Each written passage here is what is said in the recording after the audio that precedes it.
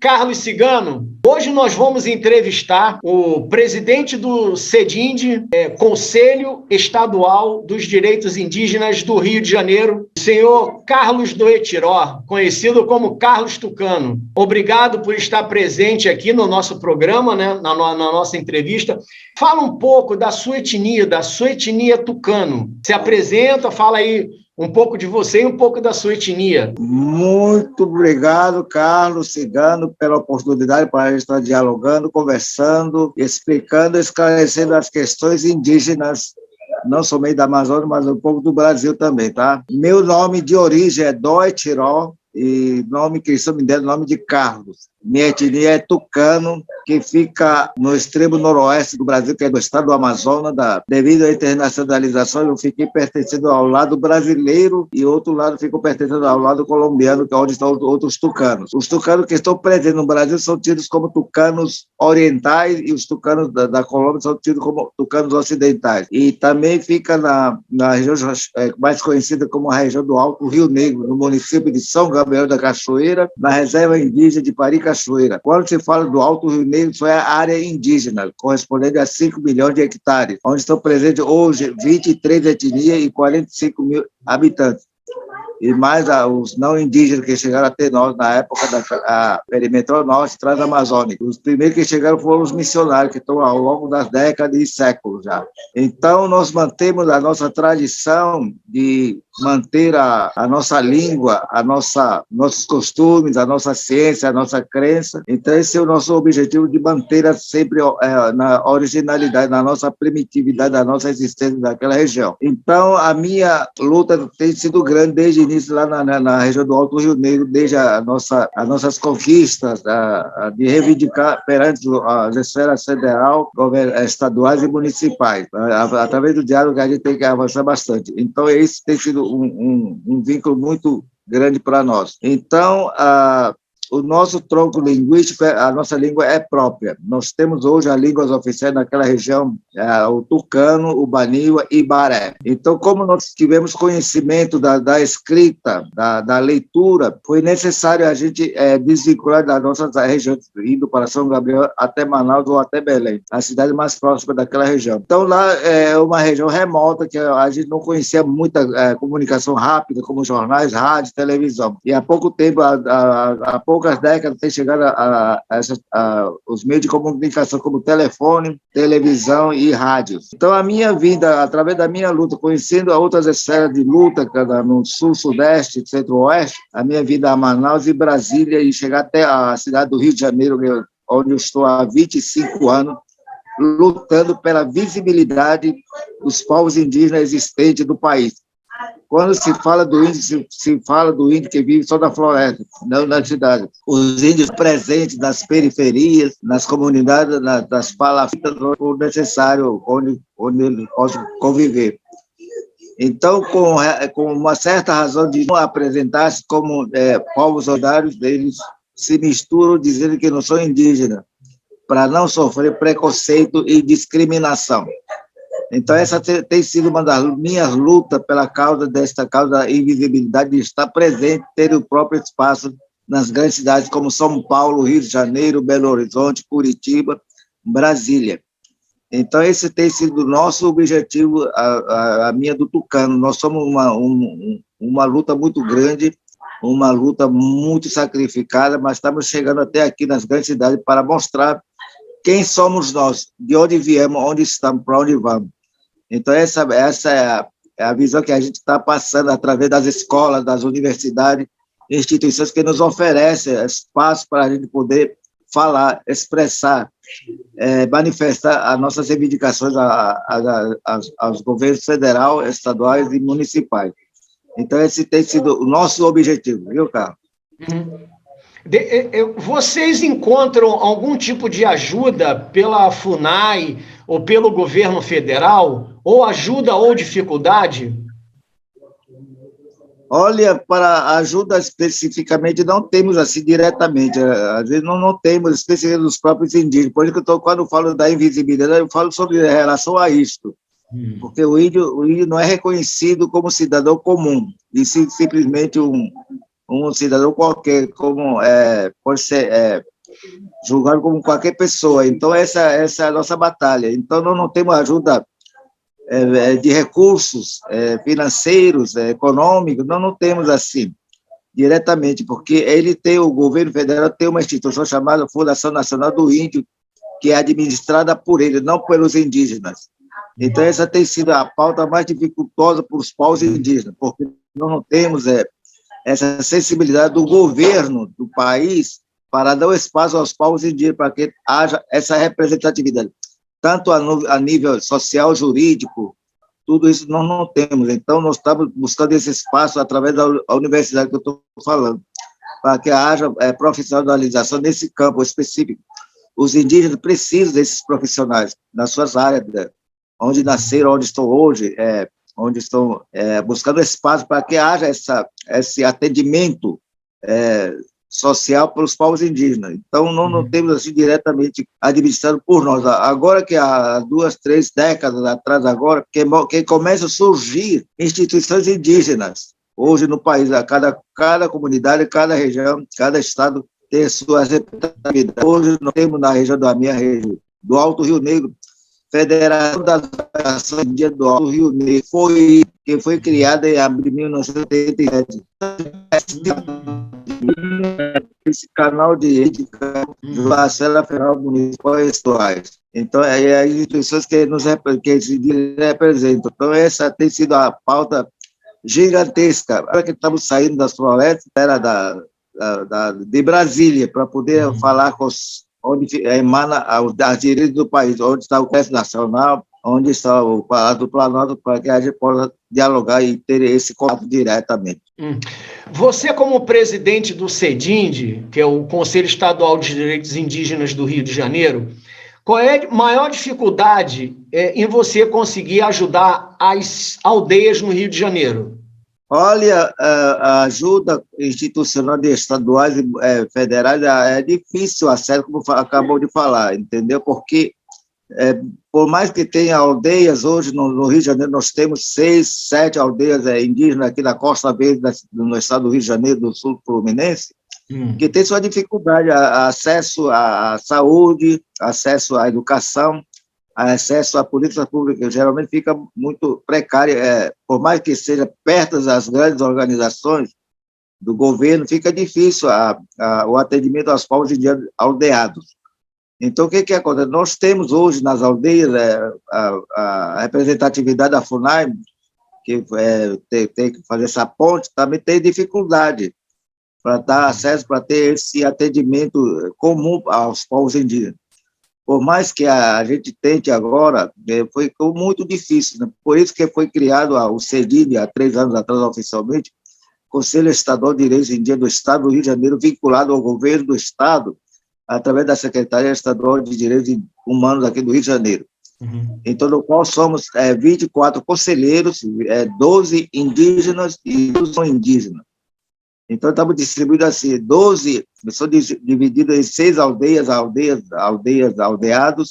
e de contexto urbano, através de suas organizações, e mais 12 que são instituições governamentais, que são ligadas diretamente ao governo do Estado, para podermos ter esse acesso diretamente à fala, para que haja essa disponibilidade, a viabilidade urgente, para que haja resolvido os problemas nossos. Mesmo assim, a gente encontrou bastante dificuldade, barreira, para poder concentrar através do governo no município, porque eles pertencem aos municípios aqui no Rio de Janeiro, como Angra dos Reis.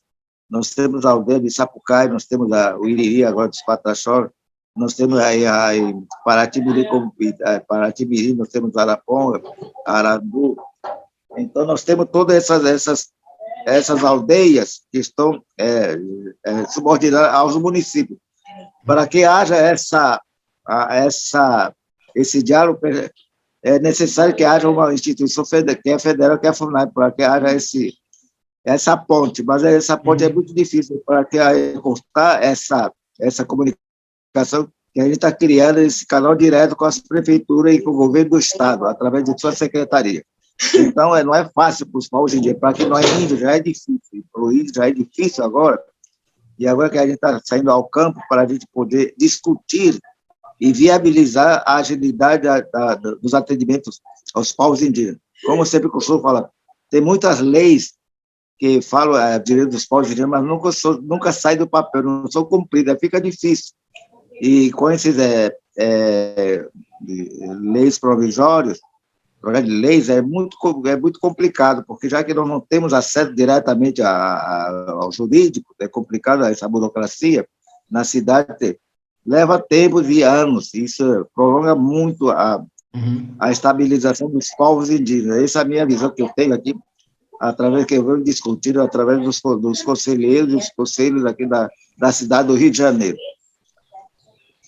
A outra pergunta que eu quero te fazer é sobre aquele projeto da aldeia Maracanã, né, em que as etnias ali, os indígenas que estavam ali, usufruindo daquele espaço, né, e foram expulsos pelo governador anterior. E eu queria saber como é que ficou esse projeto. Está encaminhado? Falta alguma coisa? Alguém está olhando? Tem alguém para ajudar? Olha, esse campo é muito difícil para a gente dialogar no momento, entendeu, Carlos Cigano? É o seguinte, quando a gente entrou lá em 2006, 20 de outubro de 2006, justamente para ter aquele espaço, como eu falei no início, para sermos os gestores do espaço, né? Já que lá abrigou o SPI, Serviço de Proteção ao Índio, na década de 1910, começou projetado pelo Marechal Rondon, que criou esse primeiro espaço para os povos indígenas para falar em nome para defender, né?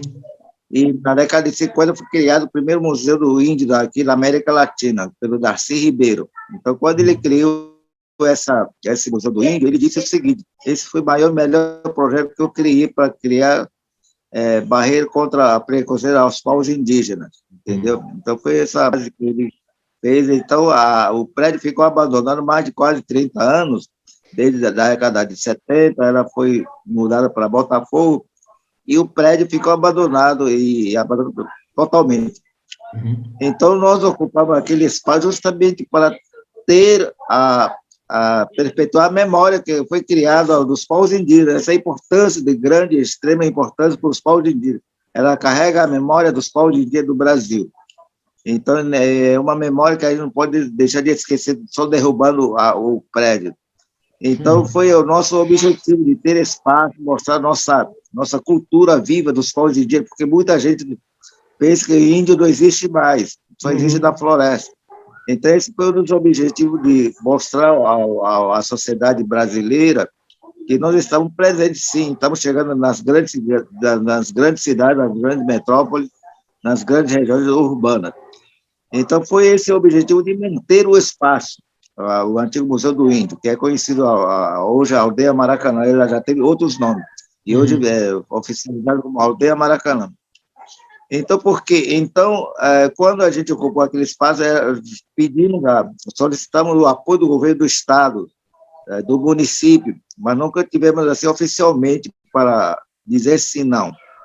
Então, o que aconteceu? Quando foi em 2010, quando o Brasil foi anunciado para sediar a Copa do Mundo de 2014, então ela iria sofrer reformas ao redor, iria sofrer a demolição de justamente o prédio do antigo Museu do Índio e o Lanagro, o laboratório de semente, que são mais ou menos 14 mil metros quadrados ao redor do Maracanã. Então, o governo do Estado projetou para que fosse o estacionamento para a Copa do Mundo.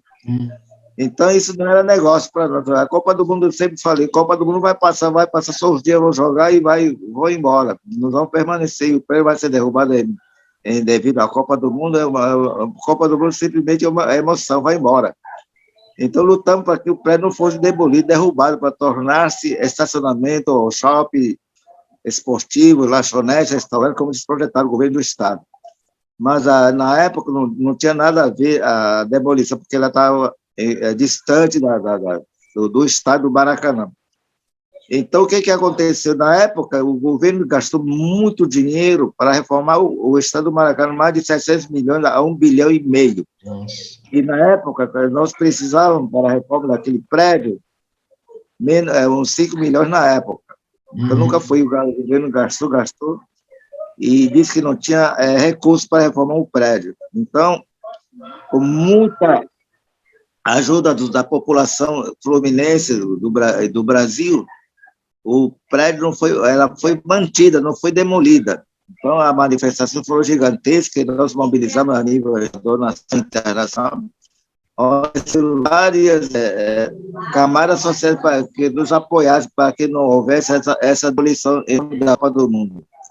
Então, uma parte ele demoliu, mas o antigo Museu do Índio não foi demolido. Então, hoje falta, Carlos, o seguinte: recursos para o governo poder restaurar. Ele disse que o Estado está quebrado, não tem recursos para poder reestruturar o antigo prédio. Então, estamos, desde aquela época, desde 2010, 2011, 12, 13, até agora, estamos em diálogo até agora.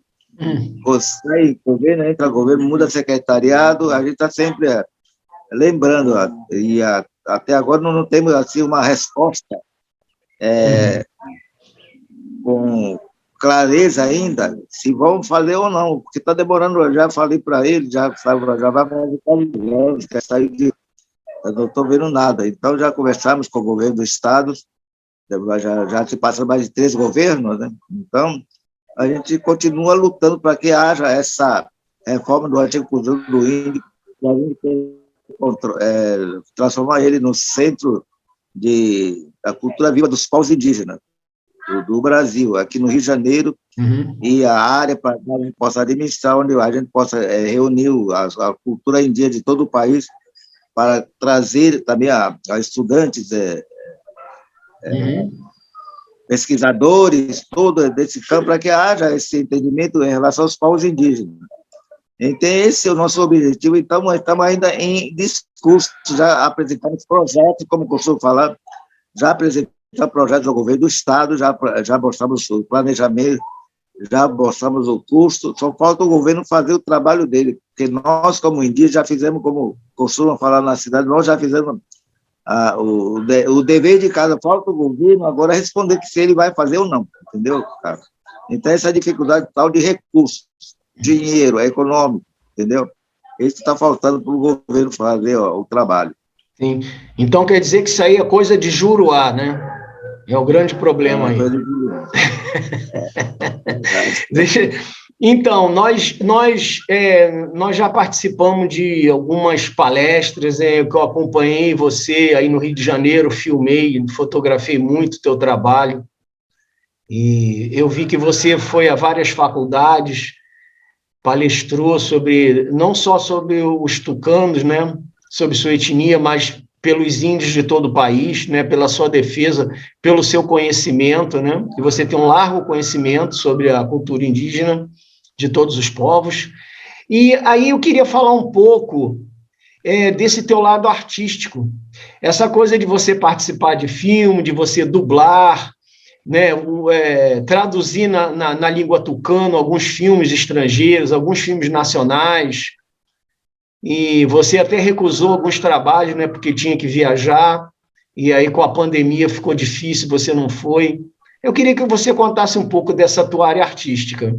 Tá bom, cara. Como eu sempre falei que o Rio de Janeiro é uma porta de entrada da cultura, né, uma cidade cultural, cidade futebolística, né, de música, tudo, né? Eu cheguei nessa questão também, Carlos, de estarmos aí juntos. Eu conheci muitas pessoas através do Museu do Índio, onde eu trabalhei durante 10 anos, de 1997 a 2007, como arte educadora indígena, como responsável pela cultura indígena dentro do museu. Conheci várias personalidades, como pessoas acadêmicas, empresários, médicos, estudantes, artesãos, artistas, toda espécie de trabalho dentro do Museu do Índio.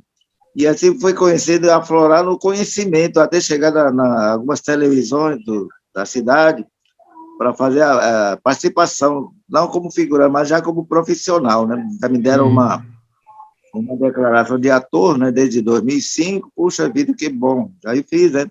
Então, participei vários, como consultor também de algumas áreas indígenas, como que funciona, como que é a vivência, a convivência de cada aldeia, de cada etnia, em seus respectivos lugares, aldeias.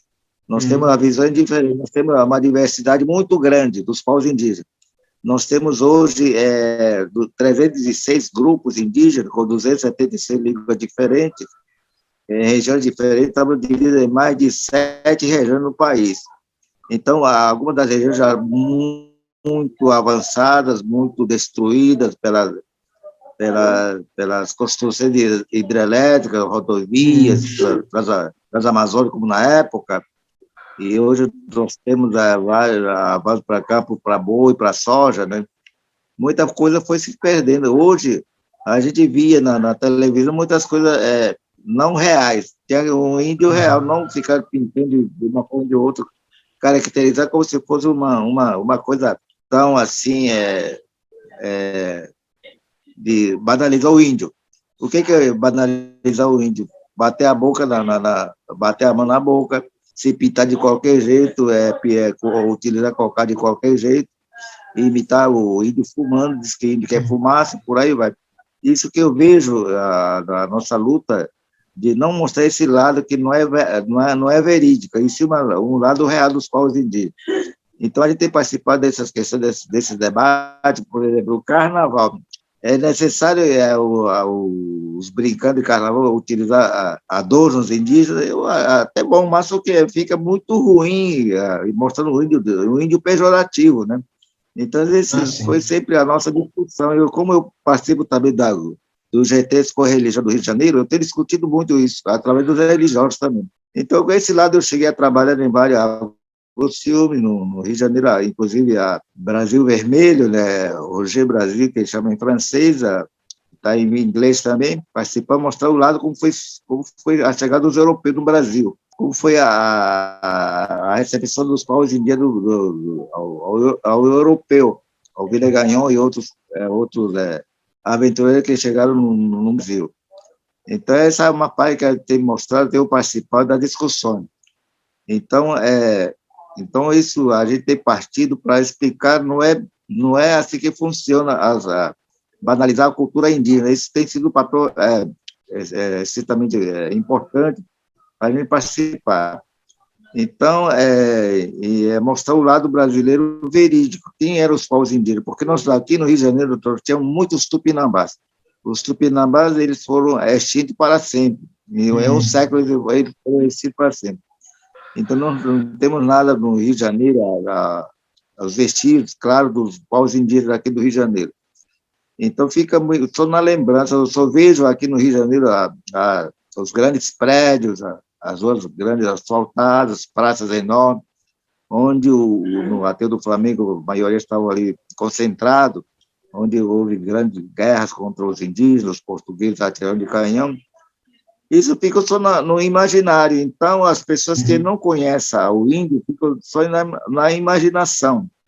A primeira, segunda, terceira geração que temos aqui no Brasil tem sangue indígena e negro, branco, entendeu? Então, essa é a participação que a gente tem feito através de teatros. Inclusive, participei da controvérsia para ver se o índio tinha alma ou não. Foram diversos tipos de peças que eu enfrentei para poder participação dessas peças. Muitas das vezes é muito triste você mesmo apresentar a sua história. Como no início da minha luta, eu chegava nas escolas dos missionários, aprendi a história do Brasil. Nos livros que nos distribuíam, apareciam índios pelados, em cima das árvores, eu achava aquele esquisito, mas eu não sabia que eu era o índio, entendeu? Eu fui saber depois da palavra, não, esse é o índio. É isso que aconteceu. Então, essa é uma das causas desse trabalho artístico, a gente desconstruir essa imagem do índio do passado, não do presente. O índio do presente mudou bastante. Nós estamos na área contemporânea, na era contemporânea, entendeu? Onde o índio já está tendo agora acesso a alguns canais de comunicação, algumas escritas, e por aí vai, tem mudando bastante. Então, isso é importante, a minha participação no Rio de Janeiro, através dos trabalhos artísticos. Deixa eu te perguntar sobre uma curiosidade. Eu quero até pedir licença para citar o nome dele aqui, né, que é o Tony Lotar. É um homem que eu conheci no Rio de Janeiro, quando foi criado o CEDIND. ele deu muita força. A gente vê a luta dele, né, pelos povos indígenas, todo o trabalho que ele tem, de contato, né, de ajuda, de tudo, ele faz tudo pelos povos indígenas. E eu vi, assim, eu tive na casa dele, né, conversei com ele sobre o projeto do Maracanã, né, e até tive na sua casa, fiz a matéria com você, e assim, eu vi que ele é uma pessoa muito respeitada, ele sabe todo o trajeto dos índios do Amazonas, do Mato Grosso, Brasília, ele sabe tudo, ele sabe todos os contatos, ele é uma pessoa que está bem integrada dentro da cultura indígena, né? Aí eu fiquei sabendo que ele se tornou um indígena, e ele mora no Rio de Janeiro, a gente sabe que ele mora onde mora, não vou citar aqui, mas como eu tive na casa dele, e ele diz que foi um orgulho para ele. Como é isso? Ele é um cidadão e ele se tornou um indígena. Bom, meu amigo Carlos Cigano não se indígena, entendeu? Essa é uma coisa muito um pouco complicada, mas não é.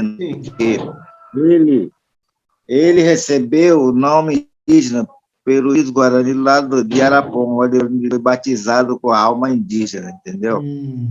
Então, ele foi um grande lutador desde a década de 70, quando ele ingressou na FUNAI, mas não pôde ficar muito tempo, aí ele teve que sair, voltar para o Rio de Janeiro e seguir outra carreira. Agora, no final da nossa luta aqui, no final do Unido, da nossa luta no Rio de Janeiro, da aldeia Maracaju, fez parte dessa mudança, ele fez participação bastante ativa, uma articulação que ele conhece, bastante canais de cooperação, as autoridades têm uma articulação muito ótima. Então, ele conhece muito bem as comunidades indígenas, mundo Xingu, já estivemos lá, as aldeias lá dos Caiapó, lá do Raoni, na Porto Seguro, na Bahia, e em outros lugares que a gente vê juntos também. Ele tem uma boa articulação, uma boa presença em relação aos indígenas, ele também tem lutado bastante, batalhado bastante, para que fosse criado esse parlamento, que ela está agora na ativa, onde se reúne todos os líderes indígenas nacionais aqui no Brasil, onde se sede em Brasília, onde o Almissur tem a sua representatividade, né? Então, ele tem um bom artigo, ele tem bom conhecimento, ele gosta de fazer esse trabalho indigenista no Brasil, aqui no Rio de Janeiro, especificamente. Ele mostra tanto para os indígenas, não para os indígenas, como é para se chegar a um denominador comum em relação às questões indígenas. Então, ele tem bom conhecimento, ele ama o seu trabalho, depois da idade, dessa certa idade que ele tem agora. Ele foi o sonho dele, hoje ele está realizando o sonho dele de ter indigenismo, trabalhando por causa indígena, não só dos aldeias, mas também do contexto urbano, entendeu? Essa é a realidade dele, ele sempre está na articulação, se comunicando, facilitando a chegada da comunicação até as comunidades indígenas. Isso tem sido muito útil para as comunidades também, tá? Então, eu acho isso importante, essa luta, esse trabalho dele, né? Tenho orgulho, né, primeiramente, de ser teu amigo, de conhecer sua família, de estar dentro da sua casa. Fizemos uma filmagem, fizemos um trabalho. Além disso, participamos, né, de algumas palestras, frequentamos alguns lugares em que sentamos lado a lado. Então, eu queria agradecer a sua presença.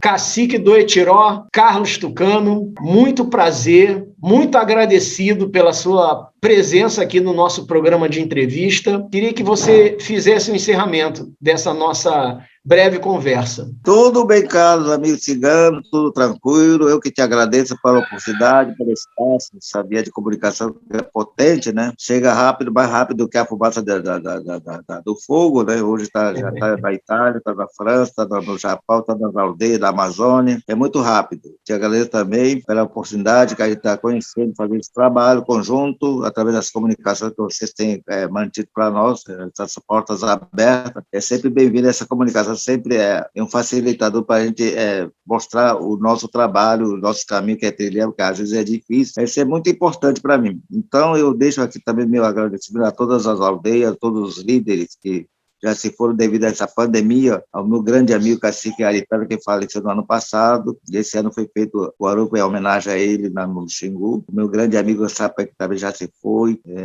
o Paulinho Paiaca também se foi devido a essa Covid, e os grandes lideranças indígenas lá da Amazônia, do meu estado, que também já se foi, me deixaram de longe, mas nunca esqueci. Também agradeço muito pelo apoio do cacique Raoni, tem nos dado para a aldeia Maracanã. Quando vem, sempre estava conversando em relação à reconstrução do prédio, né? Então eu agradeço muito a eles também, e a todo o conjunto, e espero que também esses ataques que estão acontecendo na aldeia Serrinha, lá no Rio Grande do Sul, espero que as autoridades procurem solução da melhor maneira possível. O Ministério Público Federal, Fundação Nacional do Índio, através das instituições da Polícia Federal, do Ministério da Justiça, seja qual for o ministério que for ligado à questão para o bem-estar dos povos indígenas. Isso que a gente clama muito, tem muito difícil dessa pandemia, que está devastando com as comunidades indígenas de todo o país, e não indígenas também. A gente fica muito triste com esse malefício do século, né? Entendeu? Nós não temos remédio para isso. Então, esperamos que o governo dê mais atenção à demarcação das terras indígenas, à segurança dos povos indígenas, para que possam ter uma vida digna, para que reconheça os povos indígenas como sociedade civil, para melhor dignidade, para que possam trilhar melhor os caminhos. Sonhar é bom, realizar é melhor. Anhum.